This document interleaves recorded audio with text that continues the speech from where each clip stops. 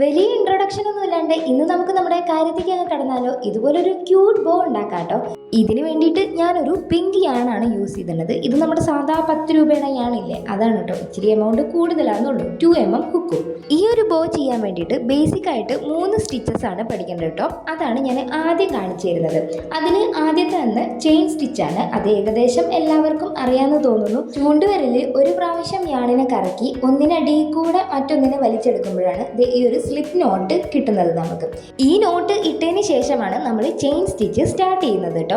അതിന് വേണ്ടിയിട്ട് നമ്മൾ എന്ത് ചെയ്യണം, ഹുക്കിൽ ഒന്ന് യാണിനെ ഇങ്ങനെ കറക്കി എടുക്കണം. എന്നിട്ട് ആദ്യത്തെ ആ സ്റ്റിച്ചിൻ്റെ ഉള്ളിൽ കൂടെ വെളിയിലെടുക്കാൻ വേണ്ടത് ഇതുപോലെ. ഒരു ടൈം കൂടിയും കാണിച്ചു തരാം. നമ്മൾ ഹുക്കിൽ യാണിനെ അങ്ങനെ കറക്കി എടുത്തിട്ട് ആദ്യത്തെ സ്റ്റിച്ചിൻ്റെ ഉള്ളിൽ കൂടെ വെളിയിലെടുത്തു കേട്ടോ. ഇതാണ് ബേസിക് ആയിട്ട് പഠിക്കേണ്ട chain stitch.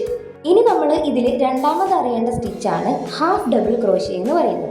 Half double crochet എങ്ങനെ ചെയ്യാമെന്ന് വെച്ചാൽ നമ്മളിതേ ഹുക്കിൽ ഒരു പ്രാവശ്യം യാണിനെ ഇങ്ങനെ കറക്കി എടുക്കണം.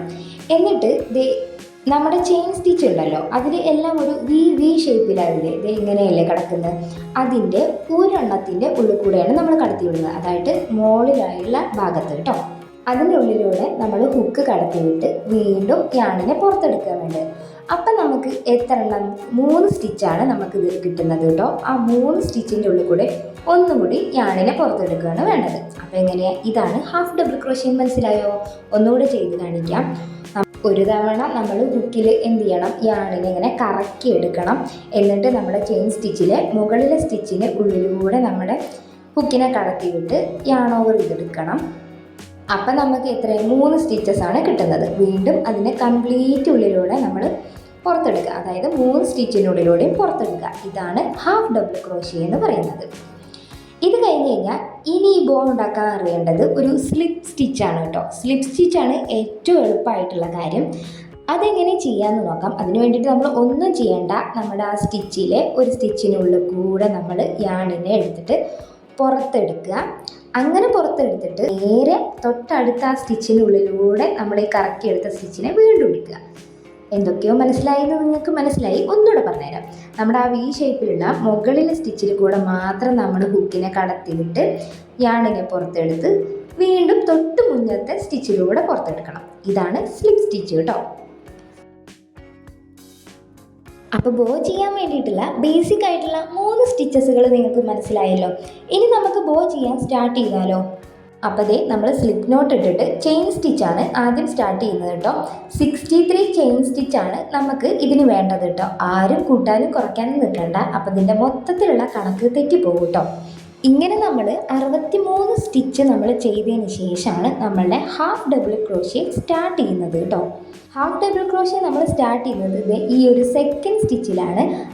6 ഹാഫ് ഡബിൾ ക്രോഷ്യാണ് ചെയ്യേണ്ടത് കേട്ടോ. അതിന് വേണ്ടിയിട്ട് നമ്മൾ എങ്ങനെ ചെയ്യാമെന്ന് നേരത്തെ ഞാൻ പറഞ്ഞു തന്നില്ലേ, അതുപോലെയാണ് ചെയ്യുക. എന്നാലും ഒന്നുകൂടെ ഞാൻ പറഞ്ഞു തരാം. ആദ്യം നമ്മൾ ഹുക്കിൽ ഇങ്ങനെ യാണിനെ ഒന്ന് കറക്കി എടുത്തിട്ട് നമ്മുടെ സ്റ്റിച്ചിൻ്റെ ഉള്ളിലൂടെ യാണിനെടുത്ത് വീണ്ടും ആ 3 സ്റ്റിച്ചസിൻ്റെ ഉള്ളിൽ കൂടെ പുറത്തെടുക്കുമ്പോൾ ഹാഫ് ഡബിൾ ക്രോഷ്യ ആയി കേട്ടോ. ഇങ്ങനെ നമ്മൾ 6 ഹാഫ് ഡബിൾ ക്രോഷ്യാണ് കംപ്ലീറ്റ് ചെയ്യേണ്ടത്. സ്റ്റിച്ചസുകളൊക്കെ മനസ്സിലായി കഴിഞ്ഞാൽ പിന്നെ പെട്ടെന്ന് നമുക്ക് ചെയ്തെടുക്കാൻ കഴിയും കേട്ടോ.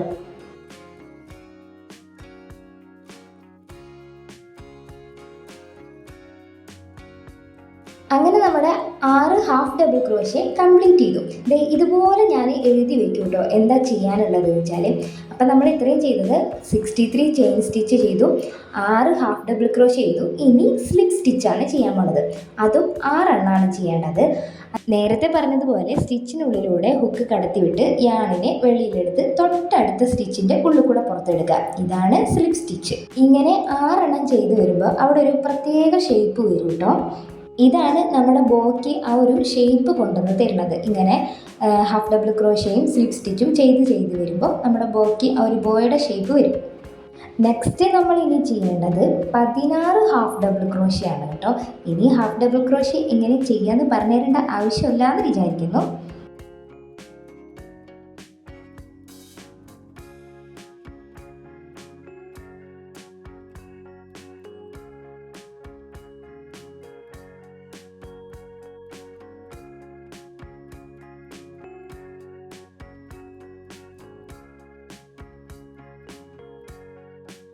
അങ്ങനെ നമ്മുടെ 16 ഹാഫ് ഡബിൾ ക്രോഷ്യ കംപ്ലീറ്റ് ചെയ്തു. ഇനി എഗെയിൻ സ്ലിപ്പ് സ്റ്റിച്ചാണ് ചെയ്യുന്നത്. അതും 6 എണ്ണമാണ് ചെയ്യേണ്ടത് കേട്ടോ. എല്ലാത്തിൻ്റെ ഇടയിലും ഈ 6 സ്ലിപ്പ് സ്റ്റിച്ചേ നമ്മൾ ചെയ്യുന്നുള്ളൂ. ഹാഫ് ഡബിൾ ക്രോഷ്യയുടെ എണ്ണമാണ് മാറി വരുന്നത് കേട്ടോ. അതായത് ആദ്യം അവസാനം ഹാഫ് ഡബിൾ ക്രോഷ്യ 6 എണ്ണം, ഇടയ്ക്കിലായിട്ട് 16 എണ്ണം കേട്ടോ. 12 എണ്ണമല്ല 16 എണ്ണം നമ്മൾ ചെയ്യുന്നത് കേട്ടോ. അങ്ങനെ നമ്മുടെ സ്ലിപ്പ് സ്റ്റിച്ച് കംപ്ലീറ്റ് ആയി. ഇനി എഗെയിൻ ഹാഫ് ഡബിൾ ക്രോഷ്യയാണ് നമ്മൾ ചെയ്യാൻ പോകുന്നത്. അതും 16 എണ്ണം.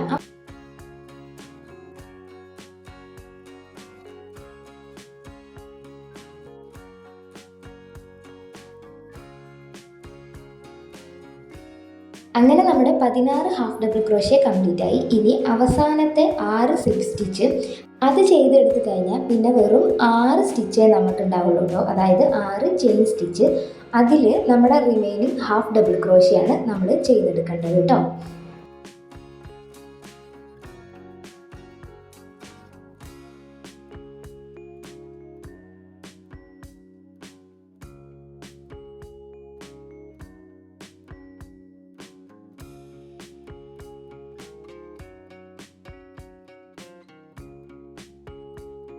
ഇപ്പോൾ നമ്മൾ അവസാനത്തെ ആ 6 ഹാഫ് ഡബിൾ ക്രോഷ്യയാണ് കേട്ടോ ചെയ്തുകൊണ്ടിരിക്കുന്നത്.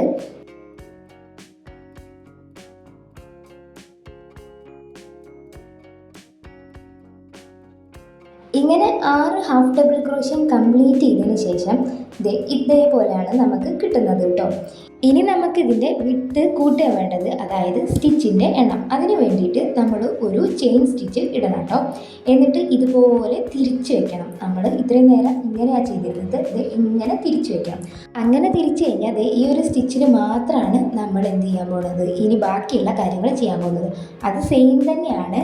നമ്മുടെ എവിടെയാണോ ഹാഫ് ഡബിൾ ക്രോഷ്യ വരുന്നത് അവിടെ എത്ര ഹാഫ് ഡബിൾ ക്രോഷ്യ ഉണ്ട് അത്ര എണ്ണം ചെയ്യാം. അതുപോലെ എത്ര സ്ലിപ്പ് സ്റ്റിച്ച് ഉണ്ട് അത് ചെയ്യാം. ഇങ്ങനെ കറക്റ്റ് ആ ഓർഡറിൽ തന്നെ ചെയ്തു പോകണം. അത് നമുക്ക് കാണുമ്പോൾ തന്നെ അറിയാം. അല്ലെങ്കിൽ നിങ്ങൾക്ക് ഇങ്ങനെ എണ്ണി നോക്കിയാൽ ആ സ്റ്റിച്ചസുകളുടെ എണ്ണം അറിയാം കേട്ടോ.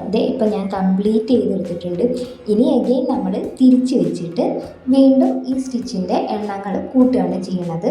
നമ്മളിത് ചെയ്ത് വരുമ്പോൾ ഇതുപോലെ മുകളിലേക്കാണ് ഇൻക്രീസ് ആയി വരുന്നത് കേട്ടോ. അങ്ങനെ ഞാൻ ഫൈനലി ഒരു സ്റ്റിച്ചും കൂടി അങ്ങ് ചെയ്ത് കംപ്ലീറ്റ് ചെയ്തു. ബാക്കി വരുന്ന ഈ ഒരു യാണിനെ നമുക്ക് അവിടെ ഹൈഡ് ചെയ്ത് വയ്ക്കാം കേട്ടോ. അങ്ങനെ ഓരോ സ്റ്റിച്ചിൻ്റെ ഉള്ളിലൂടെ എടുത്തിട്ട് ഇത്രയാണ് നമ്മൾ ഒരു ബോൻ്റെ ബേസിക് കാര്യങ്ങൾ ചെയ്ത് കഴിഞ്ഞു.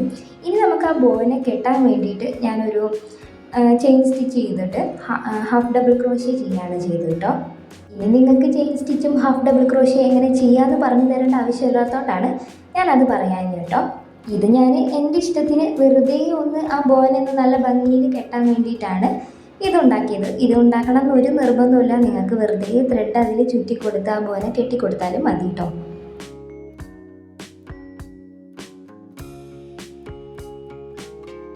ഇനി നമ്മുടെ ബോനെ നമുക്ക് കെട്ടി തുടങ്ങാം. അതിന് വേണ്ടിയിട്ട് 2 സൈഡും ഇതുപോലെ ആ സെൻറ്ററിൽ നമ്മൾ സ്ലിപ്പ് സ്റ്റിച്ച് ചെയ്തില്ലേ ആ ഭാഗങ്ങളാണ് കേട്ടോ മടക്കിയെടുക്കുന്നത്. എന്നിട്ട് അവിടെ നേരത്തെ ഉണ്ടാക്കി വെച്ച ഈ സാധനം വെച്ചിട്ട് നമ്മൾ കട്ട് ചെയ്തല്ല കെട്ടിക്കൊടുക്കുകയാണ് ചെയ്യുന്നത്. ടൈ ചെയ്യാം. എന്നിട്ട് ആ ബാക്കി വരുന്ന യാണിലേക്ക് ഒരു 2-3-4 തവണ അതിൻ്റെ ഉള്ളിൽ കൂടെ ഹുക്ക് വെച്ചിട്ട് ഇങ്ങനെ എടുത്തിട്ട് കട്ട് ചെയ്ത് കൊടുത്താൽ മതി കേട്ടോ. അല്ലെങ്കിൽ കംപ്ലീറ്റ് ഇങ്ങനെ ഹുക്ക് കൊണ്ട് ഇങ്ങനെ ഹൈഡ് ചെയ്ത് വെച്ചാലും മതി. അങ്ങനെ നമ്മുടെ ബോ ഏകദേശം സെറ്റായിട്ടുണ്ട്. ഇനി നിങ്ങൾക്ക് വേണമെങ്കിൽ ഇതിലൊരു കീ ചെയിനോ അല്ലെങ്കിൽ ക്ലിപ്പിലോ എന്തിലാച്ചാൽ കുത്തിവെക്കാം. ഞാനിപ്പോൾ ഇവിടെ ഒരു കീ ചെയിനിൻ്റെ ഒരു ചെയിൻ ഉണ്ടായിരുന്നു എൻ്റെ കയ്യിൽ. അപ്പോൾ ഞാൻ അതാണ് കേട്ടോ വെച്ച് കൊടുത്തത്. ഇത്രയായപ്പോഴേക്കും നമ്മുടെ സംഭവം അവിടെ സെറ്റായിട്ടുണ്ട് കേട്ടോ. അപ്പോൾ ഇഷ്ടമായി കഴിഞ്ഞാൽ ലൈക്കും ഷെയറും സബ്സ്ക്രൈബും കമൻറ്റും ഒന്നും മറക്കണ്ട. ഹൈപ്പ് ചെയ്യാനുള്ള ഓപ്ഷൻ ഉണ്ടെങ്കിൽ അത് ചെയ്യാനും മറക്കണ്ട.